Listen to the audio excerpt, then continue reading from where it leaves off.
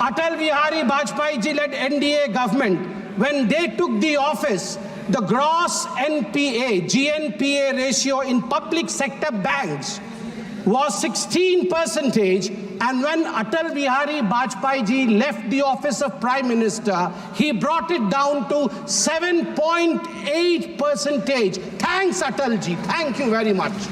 Phone banking system of the Congress Party, where the two P's, you need not be a performer, but you need to be a powerful man with powerful connections in the system. Phone उठा करके इनके नेता बोलते थे loan दे दो, loan वापस आएगा कि नहीं देखना नहीं है। नागा हम पार्लियामेंट में खड़े हैं sir. I want to bring to your notice a famous case of 1971. May 24, 1971, there was a phone call. There was a phone call to the parliamentary branch of State Bank of India. Phone uthaya Mr. Malhotra, the bank manager, and he heard the voice of Mrs. Indira Gandhi, the then Prime Minister. Indira Gandhi said in 1971 to Nagarwala, 60 lakh रुपए दे दो, 60 लाख रुपए दे दो bank से निकाल करके, 60 लाख रुपए bank से निकाल करके इंदिरा गांधी जी के कहने पर नगरवाला को दे दिया गया।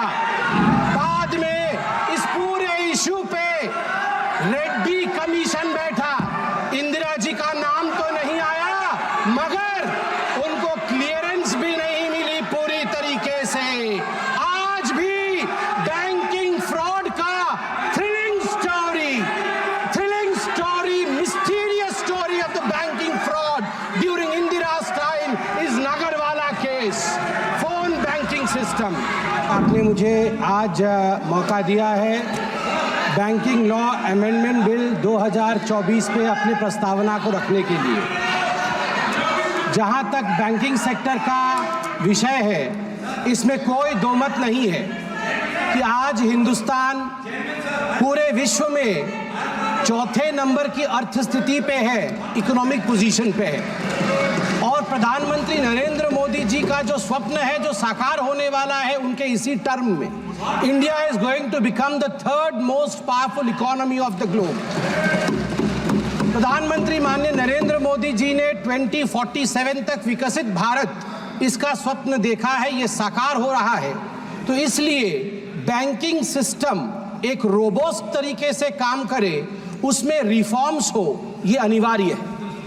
इससे पहले मेरे ज्ञानी मित्र बोल रहे थे, उन्होंने एक है तो सेफ है कहा, मैं कहूंगा ठीक कह रहे थे।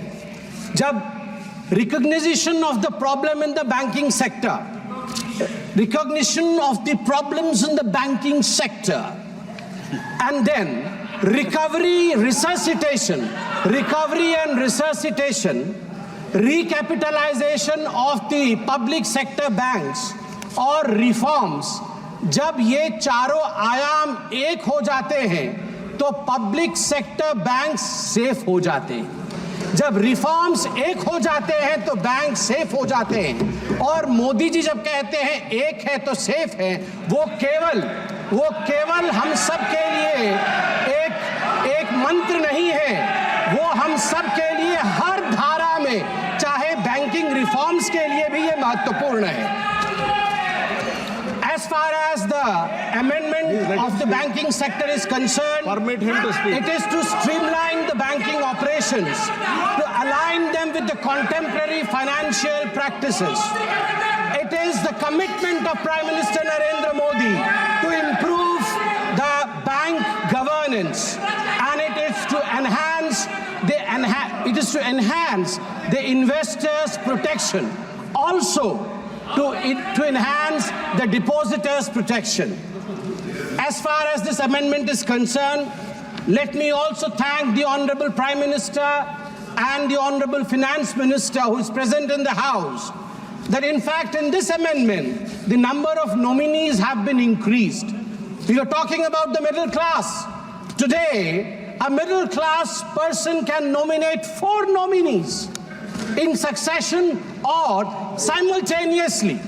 हमारे बैंक में लॉकर्स होते हैं, बैंक से हम लॉकर लेते हैं, आर्टिकल रखते हैं, नॉमिनी का प्रोविजन मुझे आश्चर्य लग रहा है, अभी तक बैंक लॉकर नॉमिनी प्रोविजन नहीं था। मैं धन्यवाद देना चाहूंगा नरेंद्र मोदी जी का कि इस प्रकार से सक्सेशन के साथ 1 2 3 4 इन सक्सेशन इसके बाद ये आप सक्सेशन के साथ नॉमिनीज के नाम को अपॉइंट कर सकते हैं। आज आपने अभी रूल नंबर 94 के विषय में कहा, the ambit should be with in the banking laws, the ambit should be within the rules framed for the reforms of the banking sector. I want to remain within this ambit, within this framework, and want to bring out some very important and pertinent points, sir. Sir, the banking crisis was one of the biggest legacies that we got from them in 2014. Let me give you your data. Atal Bihari Vajpayee ji led NDA government, when they took the office, the gross GNPA ratio in public sector banks was 16%, and when Atal Bihari Vajpayee ji left the office of Prime Minister, he brought it down to 7.8%. Thanks, Atal ji. Thank you very much.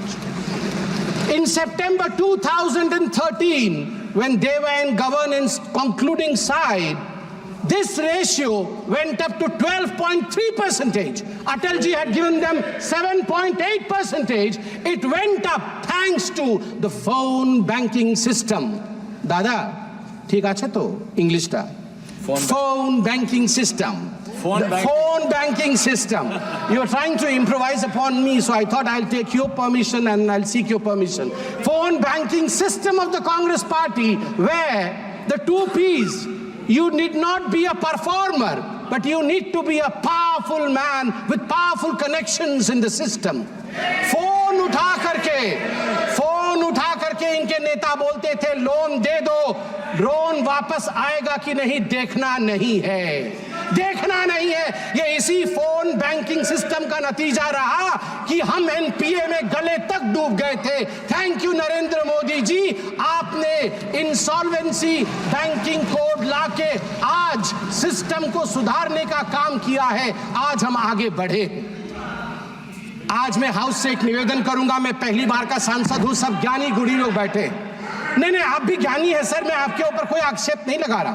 आप ज्ञानी गुणी लोग बैठे हैं, मैं आपसे एक निवेदन कर रहा हूं कि आज आप नागरवाला केस जरूर पढ़ें। हम पार्लियामेंट में खड़े हैं सर।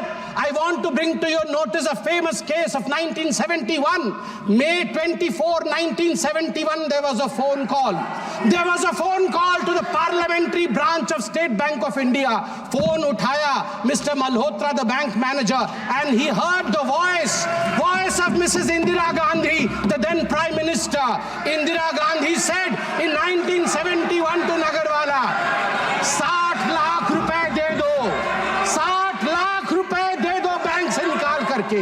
नगरवाला जी को 60 लाख रुपए बैंक से निकाल करके इंदिरा गांधी जी के कहने पर नगरवाला को दे दिया गया।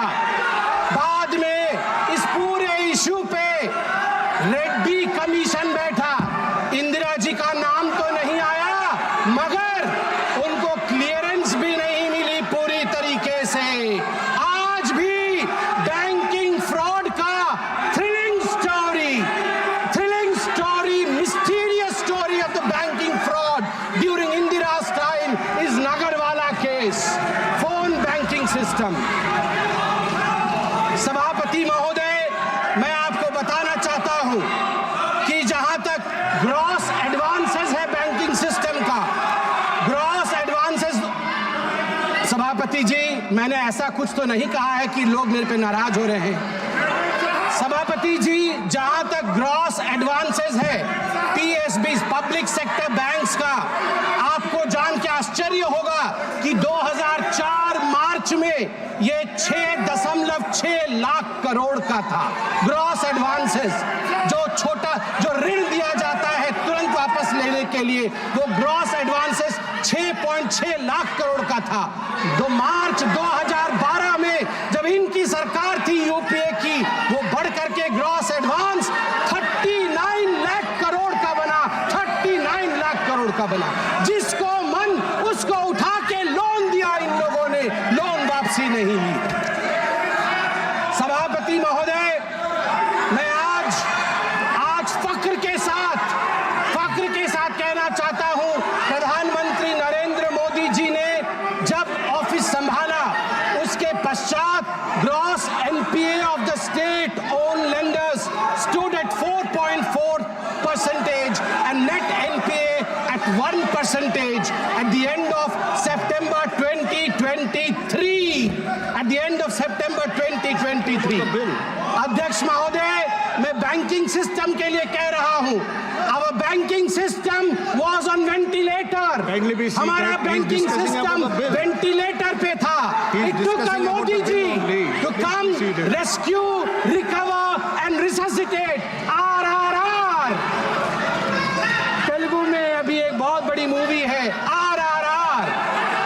Rescue, resuscitate and recover the banking system of India. I am astonished, Sabhapati Mahoday, that the elevated external vulnerability that the Indian banks were under, the UPA government is whooping. The India's external vulnerability shot up because of over-dependence on external commercial borrowings, what we call as ECBs. The borrowing crisis, which was one of the most infamous crises of UPA government during 2004 and 2014. When the Atal Bihari, I'm astonished that they don't want to listen to this, but I believe there are certain issues which I would surely be highlighting over here. I would like to bring the attention to the fact that the Modi government turned around the banking system, the banking sector,